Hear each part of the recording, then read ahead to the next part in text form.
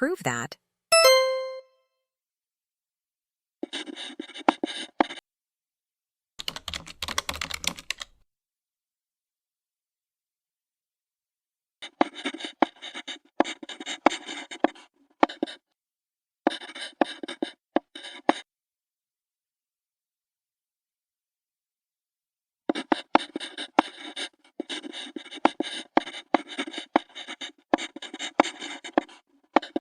Divide by the denominator cosx plus sinx, assuming cosx plus sinx is not equal to 0.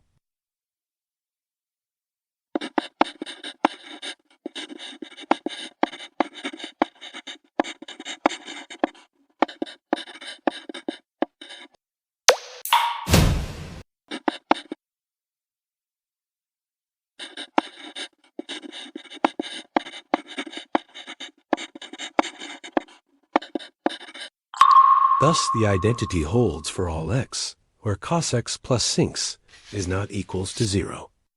This verification helps to confirm the relationship between these trigonometric functions and demonstrates a useful algebraic and trigonometric manipulation technique.